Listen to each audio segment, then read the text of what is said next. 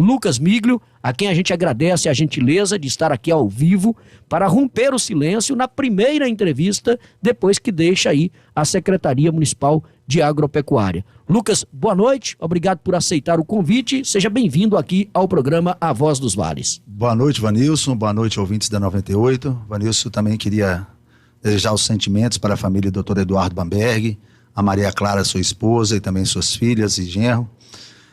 Dizer também que eu devo a ele também por ser associado hoje do Santa Rosália, e meu pai também era, foi a convite dele, doutor Eduardo, que prestou grande serviço à nossa sociedade. Um dia muito triste, e eu desejo aí a família que Deus ilumine, que Deus conforte os corações deles. Mas estou aqui pronto para suas perguntas, para a gente bater um papo. Bom, então vamos começar explicando a razão da sua saída da Secretaria Municipal de Agropecuária e Abastecimento. Gostaria que você falasse dessa decisão que foi confirmada hoje, depois de uma reunião que o senhor teve pela manhã com o prefeito, com o chefe do Executivo Municipal, Daniel Batista Sucupira. Por que dessa decisão? Foi uma exoneração a pedido ou não? Vanilson, foi a pedido, fui eu que pedi para ser exonerado. Primeiro é preciso contextualizar, né, para as pessoas entenderem, para você entenda. Eu estava aí na secretaria mais ou menos 1 ano e 6 meses, na iniciativa privada antes, e o prefeito Daniel Sucupira me convidou para participar da secretaria. Eu aceitei o desafio, peguei uma secretaria que naquela época passava por secretários interinos, então ela estava pouco desorganizada, não tinha a ênfase hoje que ela tem muita agilidade, devido a cortes que fiz, a mudanças de pessoal, também valorizando o servidor, poupando as máquinas, poupando os veículos que ficavam gastando combustível. Então fizemos muita economia, conseguimos fazer muita coisa, eu fui muito feliz nesse período. Durante esse tempo, o prefeito chegou a me convidar para ser candidato a prefeito naquela época.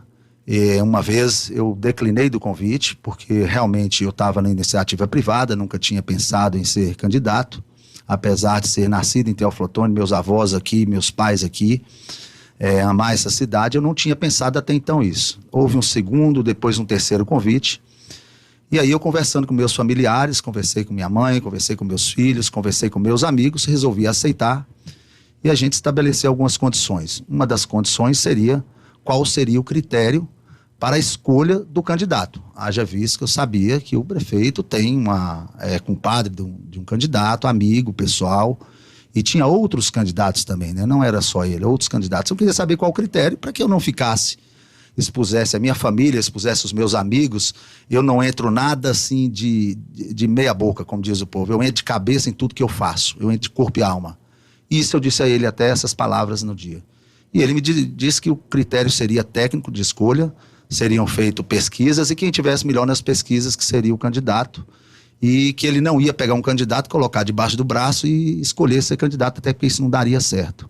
E aí, acreditei nessa perspectiva, nessa proposta, aceitei e vim de lá para cá, trabalhando, fazendo meu trabalho pessoal, às vezes até na secretaria e no governo preterido em algumas coisas. Às vezes eu chegava na hora de compor uma mesa, eu não compunha, quem compunha era outro candidato, não era eu, e nunca reclamei, eu achava que poderia até ser normal, né, pela amizade que ele tinha, mas quando chegou agora, ele me deu há poucos dias atrás, há uns 20 dias atrás, fui surpreendido com o seu pedido para que eu desistisse da pré-candidatura. Aí eu falei, peraí, eu não aprendi na minha vida primeiro a desistir. Meu pai me ensinou que não desistisse de nada, que sempre insistisse nos meus sonhos, e eu sou um homem de não desistir.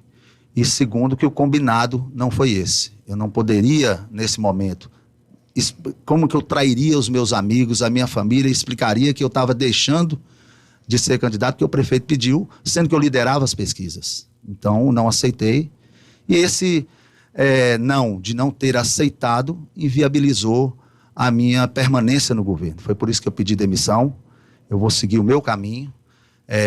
Eu não sou homem também de ficar em um governo sem pirraçando, ficar lá atrapalhando a vida das pessoas, atrapalhando a vida do povo, se devido aos acontecidos dos últimos dias. Então eu preferi pedir demissão. Foi uma conversa muito tranquila, uma conversa muito serena, uma conversa educada. Eu expus novamente os meus motivos, nem precisa. Agradeci a ele a oportunidade que ele me deu. Ele agradeceu também pelo trabalho desenvolvido. Estou entregando uma secretaria enxuta, funcionando com rapidez, com agilidade, diferentemente do que era em outros anos. E até na história que passou de Teófilo Otoni, eu tenho certeza disso, que eu fiz um bom trabalho, porque as pessoas falam, eu tenho números, mas isso também, Vanilson, a história vai mostrar. Agora, deixe-me fazer uma colocação, e eu disse isso aqui no momento em que o senhor anunciou essa decisão do prefeito. Eu disse naquela oportunidade o que eu reafirmo aqui agora, que isso aí, para a própria gestão municipal, pode ser um tiro no pé. Por quê? Porque o Lucas Migro, quem o conhece, né, de muitos anos, como nós conhecemos, nós sabemos que o Lucas, toda a vida, foi uma pessoa muito séria. E é um cara de trânsito fácil com todo mundo. Essa que é a verdade. Goste quem quiser gostar, deixe de gostar. Quem quiser deixar de gostar, não tem problema. A gente tem que falar a verdade. Eu aqui nunca neguei minhas divergências com ninguém, inclusive com críticas ao próprio secretário, ao próprio Lucas Migro, na gestão. Mas sempre esteve aqui dando resposta para que era anseio da população. Do mesmo jeito que ele tem um trânsito fácil com a zona rural, ele tem um trânsito fácil com o empresariado. Do mesmo jeito que ele tem um trânsito fácil com quem é mais à esquerda, ele tem com quem é à direita no setor político. E por isso que eu disse que poderia estar nascendo uma candidatura própria. Aí agora eu venho com a pergunta. O senhor desistiu da candidatura ou esse rompimento já responde que o senhor está saindo exatamente para se manter pré-candidato? Vanilson, são as duas coisas. O rompimento, o meu pedido de demissão é para continuar como pré-candidato, e eu não desisto dos meus sonhos, eu não desisto das coisas. Eu não sou homem de desistir. Eu sou homem de insistir nas coisas, de lutar, de luta. E eu tenho um projeto para Teófilo Otoni. Eu sou nascido e criado aqui. Eu quero ver essa cidade melhor, gerando emprego, criando oportunidades de emprego. Aqui precisa disso. Nós precisamos parar de briga política, unir deputados, unir as pessoas de bem dessa cidade para ver essa cidade crescer. Esse é o meu sonho e eu não desistirei dele. O senhor já pensou para qual agremiação o senhor vai? Porque pelo PT já está claro que o senhor não vai ter espaço, até porque o próprio prefeito já disse que, se depender dele, o candidato do partido é o secretário de Serviços Urbanos, Tarcilei Marinelli de Brito. Vanilson, ainda não ainda defini qual partido, tenho conversado com vários partidos, e eu vou fazer isso dentro de poucas semanas, 1 ou 2 semanas, trarei aqui para você essa notícia, né? A gente está conversando ainda, tentando unir forças, né, com várias outras pessoas, e aí isso precisa de mais tempo para conversar. Está muito recente ainda para eu tomar essa decisão. O Lucas Migro é um candidato que vem para vencer as eleições, porque acredita que tem potencial para vencer as eleições e para melhorar a situação do município de Teófilo Otoni, trazendo progresso, desenvolvimento, melhorando a saúde, a educação, a assistência social, a infraestrutura? Ou o Lucas Migro é um candidato para atrapalhar quem tem condição de fazer oposição à atual gestão? Essa pergunta é inevitável, primeiro porque o senhor está saindo agora de um governo do Partido dos Trabalhadores, que venceu as últimas eleições com uma diferença mínima de poucos mais de 700 votos. E naquela ocasião, o terceiro colocado, que foi o Bruno Ballarini, teve pouco mais de 3.000 votos. Ou seja, no entendimento de quem perdeu, se ele tivesse aberto mão da candidatura, o PT talvez não tivesse no governo hoje. Aí eu faço a pergunta que é inevitável, até porque isso já surge também nas redes sociais. O senhor vem porque acredita que tem condição de vencer as eleições e, mais do que isso, fazer um bom trabalho para Teófilo Otoni, ou vem para atrapalhar uma candidatura que seja a oposição ao governo que o senhor está saindo? Vanilson, quem conhece a minha história sabe que eu não me presto a um papel desse, a ser um candidato laranja. E acho, né, e deveriam, naquela época, ter respeitado o candidato Bruno Ballarini, que é um candidato sério, de dizer que ele se candidatou e foi até o fim para dizer que ele atrapalhou. Depois, tem uma coisa muito importante. Se eu lidero as pesquisas, eu vou atrapalhar quem? Eu vou atrapalhar todos. Não é um só. Eu sou o candidato porque eu tenho um projeto para Teófilo Otoni, que meu pai nasceu aqui, minha mãe nasceu aqui, meus avós, meus amigos, meus filhos e meu neto moram aqui. Eu quero transformar a minha cidade. É por isso que eu sou pré-candidato. Nada mais do que isso. E, com certeza, o tempo vai dizer.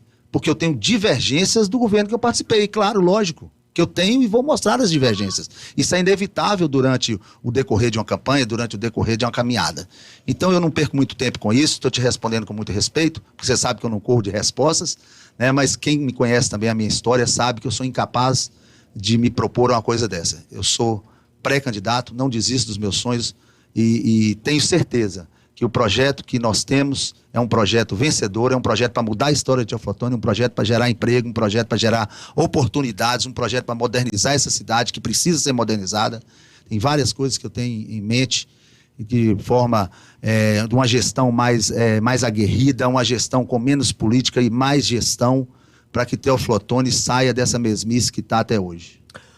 Agora eu gostaria de saber do senhor outra coisa, que ninguém é candidato de si próprio, né? Sim. O Lucas Migro, para chegar até essa situação de pré-candidato, foi porque encontrou respaldo na população, né? Algum clamor popular diante do trabalho que realizou, mas também ninguém consegue vencer uma eleição numa cidade do porte de Teoflotone atuando sozinho. Você tem que ter suporte, tem que ter apoio, tem que ter um grupo de pessoas comprometidas também com um projeto. E aí, como é que fica essa candidatura? O senhor tem um grupo de apoio? Quem vai ajudar Lucas Migro a chegar a essa sonhada vitória para a Prefeitura Municipal de Teoflotone? Vanilson, boa pergunta. Eu tenho andado muito nas comunidades rurais, que eu já andava como secretário, tô continuando, né? Vou continuar essa caminhada. Conheço cada palmo de Teoflotone dos nossos bairros, tenho aprendido também mais os problemas de Teoflotone, que para você gerir uma cidade, você precisa conhecê-los de perto. Então, uma das coisas que precisa para um prefeito chegar, né, um candidato chegar à vitória é o povo. Então, eu estou dialogando com o povo, visitando as pessoas, isso é importante. Segunda coisa, tem um grupo de amigos que já estão comigo. Eu tenho conversado com todos os deputados da região, digo todos os deputados da região, e todos que querem unir em torno de um projeto. Eu acho que o Teoflotone não aguenta mais briga política. O Teoflotone não precisa mais disso. A minha intenção é unir as pessoas em prol da cidade, é deixar essa divisão que separa as pessoas, essa divisão que as pessoas fazem as pessoas brigar por política e unir todas essas cabeças pensantes, as pessoas que já estão desanimadas com política, chamá-las para perto, para conversar, para discutir Teoflotone e sim dar as mãos e fazer uma Teoflotone melhor. Então o grupo de pessoas, a gente está cada dia aglomerando mais e repito para você, os deputados da região são importantes, são muito importantes todos. Eu não sou a favor de pegar só a verba de um deputado que você tem e usar só ela. Eu acho que a gente precisa usar de todos os deputados que votaram aqui, que foram votados em Teoflotone, precisa despejar dinheiro em Teoflotone, precisam ser pressionados a pôr dinheiro em Teoflotone, e esse dinheiro precisa ser usado para melhorar a cidade. Então é esse meu propósito, o propósito é unir. Então o grupo que você disse, eu tenho criado esse grupo e aumentado cada vez mais. O senhor falou também na questão de estar sendo esvaziada a sua secretaria, né? Nesses últimos dias, em função de seu anúncio, da sua intenção de ser pré-candidato. Que tipo de esvaziamento da secretaria foi esse? O que aconteceu nesses últimos dias e que o senhor tomou a decisão, então, de sair? Até tinha me confessado aqui antes, olha, eu estou saindo não só pela questão de querer ser pré-candidato, mas também para não atrapalhar a vida de quem precisa, que é a população que está lá na ponta. Que se eu continuar, vai continuar sofrendo as consequências aí do esvaziamento dessa secretaria. Que esvaziamento foi esse? Que tipo de situação foi essa que aconteceu? O senhor poderia expô-la publicamente? Sim, sem problema nenhum.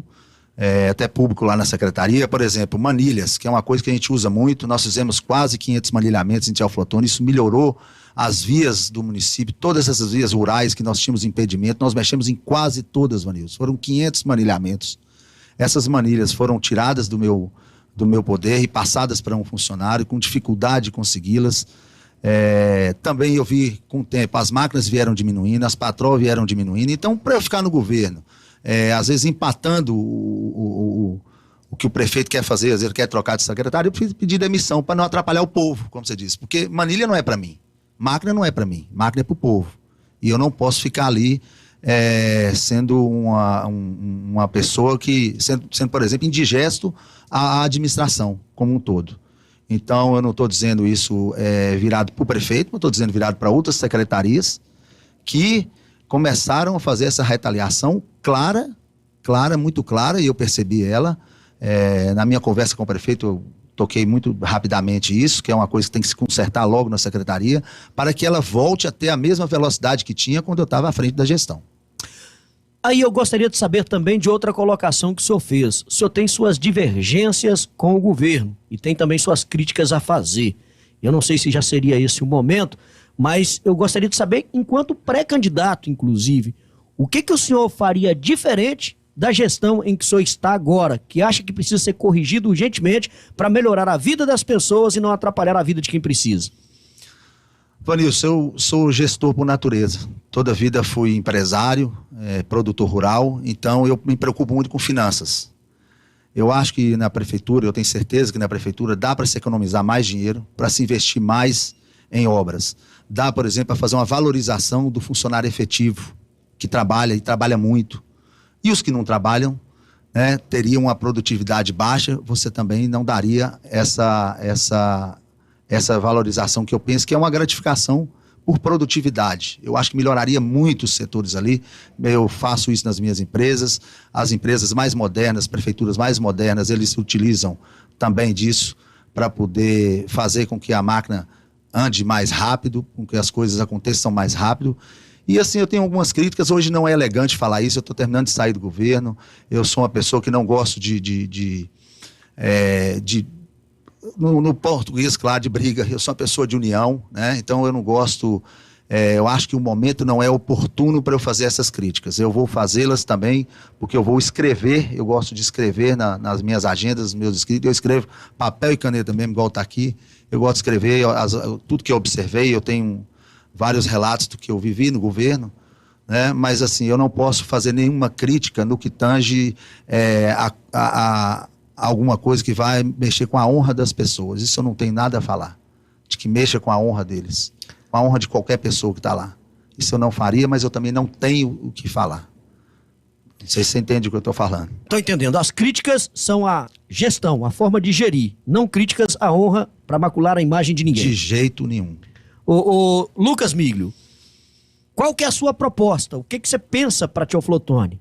O que seria uma das suas prioridades como pré-candidato? Olha, eu vivo em Teoflotone, eu quero uma vida melhor para o povo de Teoflotone. O primeiro ponto que nós precisamos atacar aqui é esse. Qual que seria esse ponto na sua visão? Vanilson, eu acho que não é só asfaltar ruas. Eu acho que a gente precisa modernizar Teoflotone. Teoflotone ficou parada. Teoflotone está com ar de cidade velha, de cidade, quando você entra numa casa, ela está abandonada e está caindo aos pedaços. Até porque, eu vou te dizer uma coisa que prefeituras têm que ter. Uma cidade é como uma casa.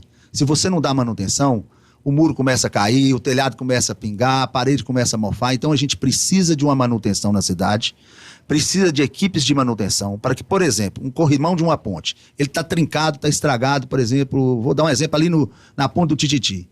Se a gente passa lá todo dia, aquilo está daquele jeito, com mais 3, 4 anos aquele corrimão vai deteriorar. Aí fica muito caro o conserto. Então a gente precisa mexer nisso, precisa colocar uma equipe, 2, 3, 4, 10 que for, para poder fazer esses pequenos reparos. Essa é uma das coisas. Mas no que tange a projetos, eu penso que Teoflotone, ela não pode mais viver de sonhos, de enganar o povo. Eu estaria aqui enganando o povo se eu dissesse que viria para aqui uma grande, imensa indústria. Seria muito bom. Mas isso não é uma coisa muito tangível, muito real de vir. Até porque nós não temos estrutura para isso. Não temos estrutura para isso. Nós temos problemas de energia elétrica, nós temos vários outros problemas. O que Teoflotone precisa? Ativar o comércio. De que forma precisa ativar o comércio depois dessa reforma e modernização da cidade, né? Também é importante. Ativar o comércio. De que forma? CDs, que é centros de distribuição, igual tem na Indiana ali, emprega 300 pessoas. Nós temos aqui no entroncamento da BR-116 com 418. Nós estamos aí vizinho do Espírito Santo e da Bahia. E Teoflotone tem o centro da Indiana e está mostrando lá que é possível, a partir daqui, distribuir para 200 lojas que a Indiana tem. Aliás, é uma empresa que gera hoje mais de 6 mil empregos no Brasil inteiro. Quer dizer, o modelo de gestão já está com 202 lojas espalhadas em mais de 70 cidades do Brasil. E o centro de distribuição é Teoflotone. Por que nós não temos um centro de distribuição? Vamos propor e vamos atrás do Mercado Livre fazer um centro de distribuição daqui para a Bahia, para o Espírito Santo. Por que a gente não faz centro de distribuição do Shopee? E diversas outras. Porque fabricar, a China já fabrica, Vanilson.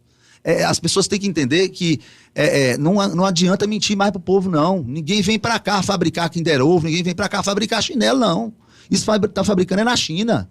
Teoflotone precisa modernizar e criar oportunidades de emprego no comércio, criar geração de emprego na pequena indústria, que eu acredito nela, e não ficar alimentando sonhos de grande indústria. Então, o que eu penso é isso para Teoflotone: fortalecer o comércio, fortalecer esses centros de distribuição, porque nós estamos localizados aqui no entroncamento dessas duas BRs importantes, que ligam a 3 estados, né, e que tem um comércio muito pujante.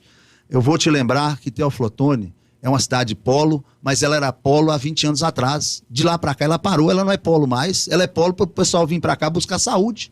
Buscar saúde no Santa Rosália, buscar saúde em Teoflotone, e polo estudantil, que é uma grande coisa, mas acabou. Aliás, a gente está vendo todas as cidades em volta desenvolvendo mais do que Teoflotone. Vamos para Teixeira de Freitas, no sul da Bahia. Pegar o que era Teixeira de Freitas há 15 anos atrás e o que é Teixeira de Freitas hoje. Vamos para Araçuaí, Itinga, com a descoberta do lítio, o que essas regiões estão se transformando. E Teoflotone está parada no tempo, você não vê uma novidade. Aqui tudo que tem é paliativo, aqui tudo que tem, infelizmente, né, não, independente de crítica à administração, qualquer que seja, porque das últimas décadas para cá, acho que a única grande novidade que nós tivemos em Teoflotone foi a Universidade Federal. Verdade. Não tem mais nada. O que se criou aqui de moderno, né? Que eu digo através do poder público, né? Nada. Nada, infelizmente. É a mesma coisa que a gente fala todos os anos, e nós estamos nos aproximando e vamos sofrer isso de novo. Deus coloque a mão para que não aconteça. As enchentes.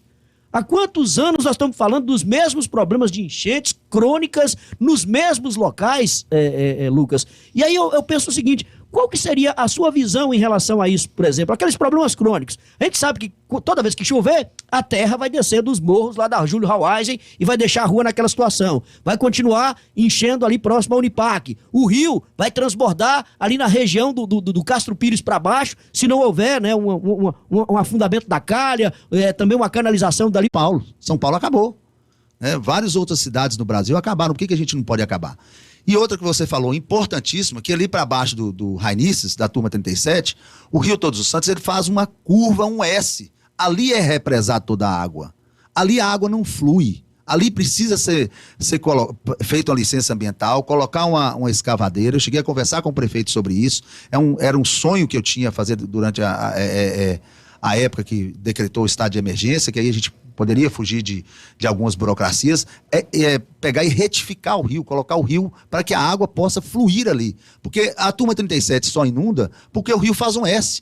Procura no Google, qualquer um, tá fácil de ver, olha lá, na turma 37, no Google Maps, tá lá um S muito bem feito, represando a água. Então, se não fizer aquilo e não afundar a calha do rio, vai continuar. Essas são medidas paliativas, mas é preciso um estudo hídrico, para saber o que cai dentro do Rio Todos os Santos, qual o volume recorrente de chuva.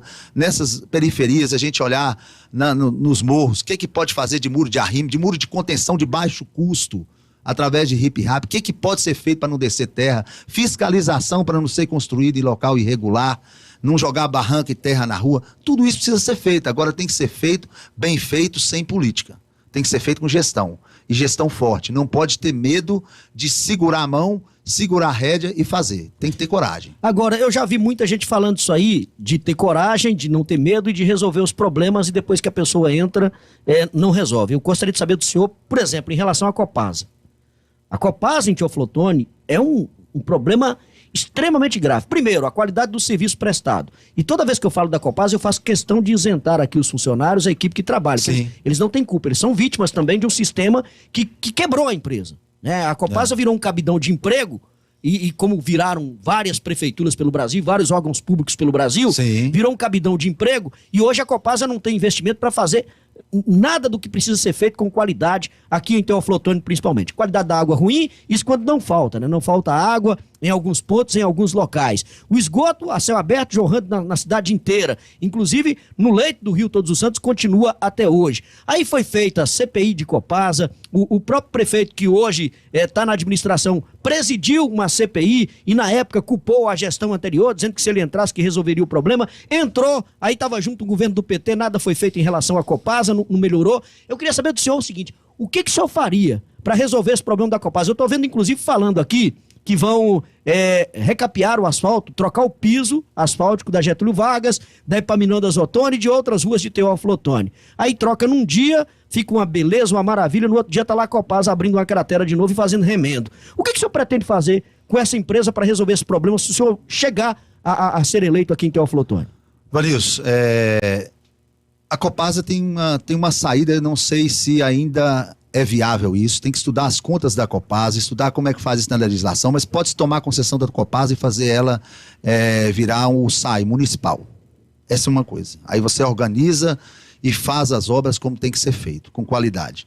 Mas qual que é o principal problema da Copasa, além de ser todos esses que você diz, falta de água, que eu tive inclusive no bairro Felicidade ontem, e eles falaram que faltaram, eu acompanhei isso, falta d'água há mais de um ano, porque tinha um cano que estava quebrado debaixo da terra, jogando água no esgoto. Eu ligava a bomba, caía no esgoto, mas não caía na caixa. Quer dizer, um absurdo, um problema simples de resolver.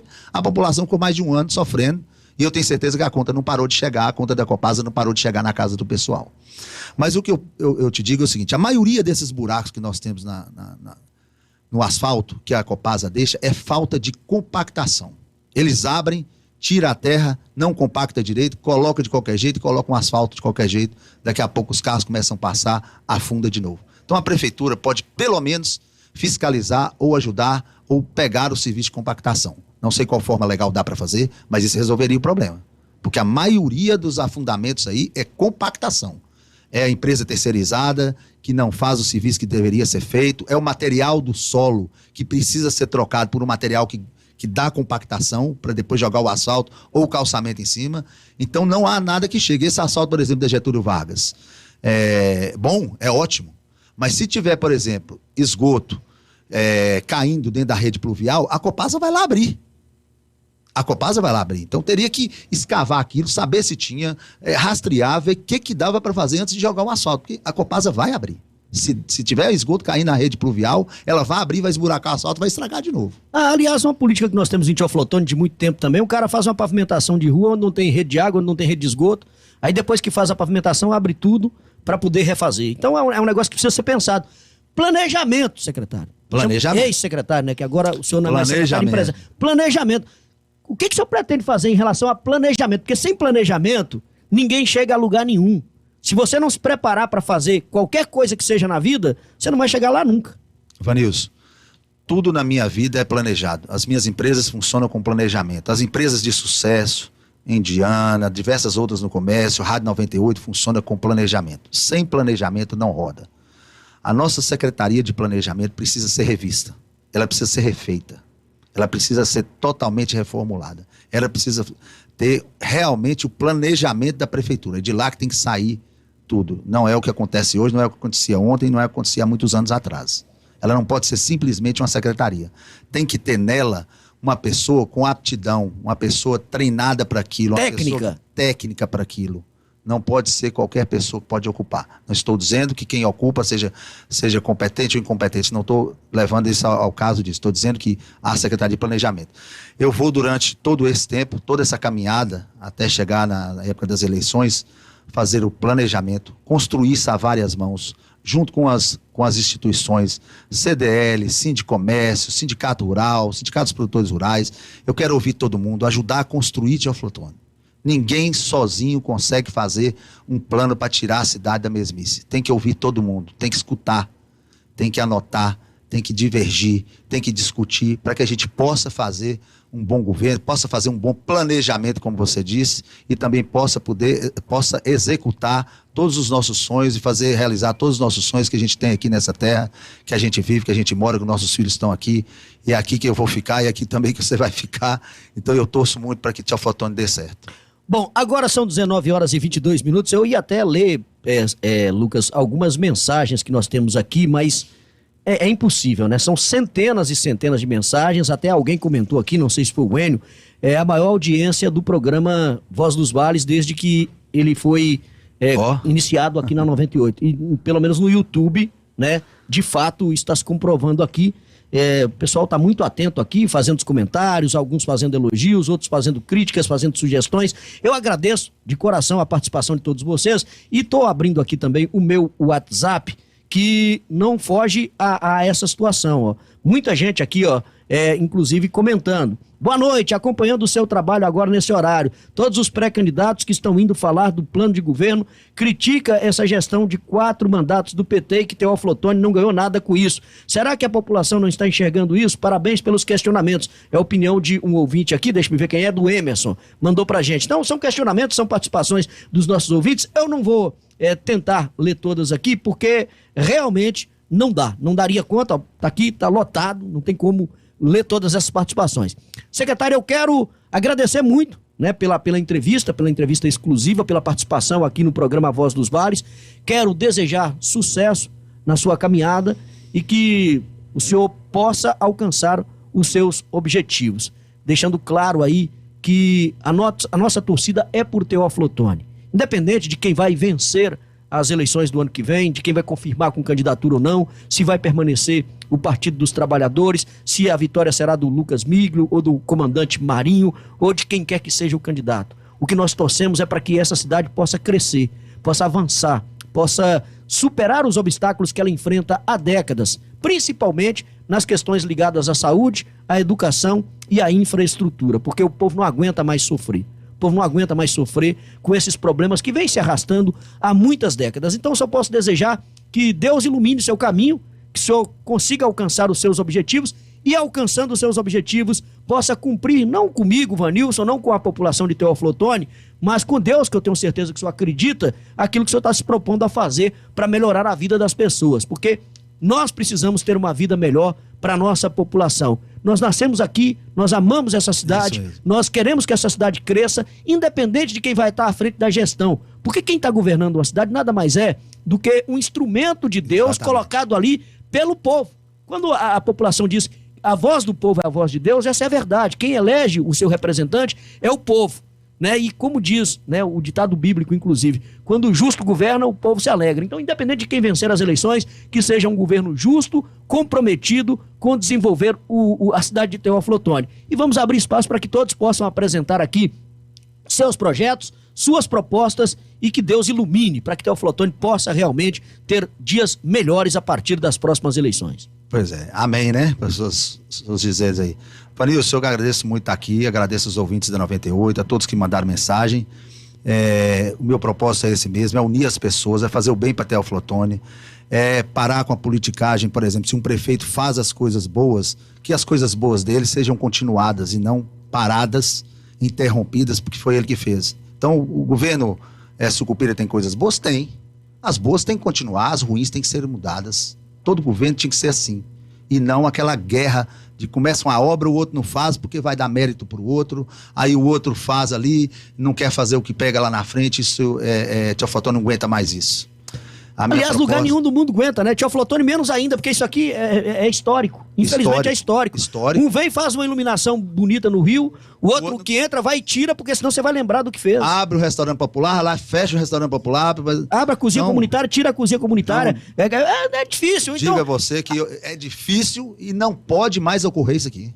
Isso aqui não pode ter mais, isso aqui é um absurdo. Aliás, também outra coisa que é difícil no nosso país, e aí serve para todo mundo, né? Para todos nós brasileiros, é a gente ficar endeusando político.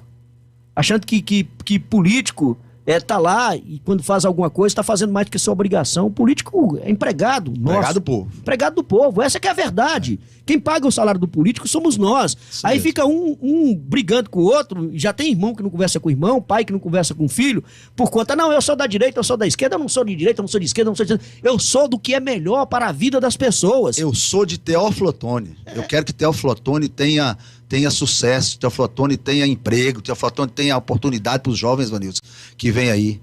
É isso que eu sou. Eu vou te agradecer de novo, agradecer também, mandar um beijo para minha filha que está com fone de ouvido, já trabalhando no hospital, lá em Belo Horizonte, está me escutando. Obrigado, minha filha Alice, e para meus filhos também, para minha mãe que está aí, todos os meus amigos que estão escutando, me mandando mensagem aqui. Meu celular bombou hoje também, viu, Vanilson? As pessoas falando comigo, então a gente vê essa movimentação sua aí de WhatsApp, as pessoas falando, me deixa feliz, porque vê que eu plantei durante, não só na gestão agora, mas durante minha vida, um legado de um homem honrado, de um homem cumpridor de compromisso. E isso vem o retorno, né? As coisas retornam e eu fico muito feliz disso. Agradeço a vocês, viu, Alan? Agradeço a você, Jacarezinho. Sai do zap aí. Agradeço a todos vocês, agradeço aos ouvintes. Muito obrigado por ter me chamado, muito obrigado pelo convite. Volto aqui. Beleza, muito obrigado, Lucas. Aqui, deixa eu fazer uma justiça aqui. O Carlos Viana tá dizendo o seguinte: Vanilson, já que você falou a respeito das enchentes, elas só não são piores na cidade de Teófilo Otoni, porque o Aécio Neves, quando governador do estado, construiu a barragem da Copasa em seu governo. A respeito das obras importantes que aconteceram em Teófilo Otoni por intermédio do poder público, além da vinda da Universidade Federal, temos a própria barragem da Copasa, o Expo Minas e o Hospital Regional, que não foi concluído por Pimentel como deveria ter sido, conforme o cronograma dos recursos deixados em caixa. É a colocação do Carlos Viana. E aí eu tenho que fazer justiça, né? Se não fosse a barragem, já tinha acabado. Já tinha acabado. A barragem é essa mesmo. Essa é uma verdade. Isso que o Carlos Viana está colocando aqui é verdade. Certíssimo. Se não fosse essa barragem, a gente que critica tanto a Copasa, né? Esse investimento aí então, se não tinha água e tinha enchente. E tinha enchente. A barragem hoje, a situação da enchente em Teófilo Otoni só não é pior, e não acontece como aconteceu em 2002, né? 2002, porque tem essa barragem da Copasa, que ela retém a água e vai liberando aos poucos ali. Então, graças a Deus que temos a barragem, então a gente tem que fazer justiça também aqui. Bem lembrado, viu, Carlos Viana? Agradeço a sua participação.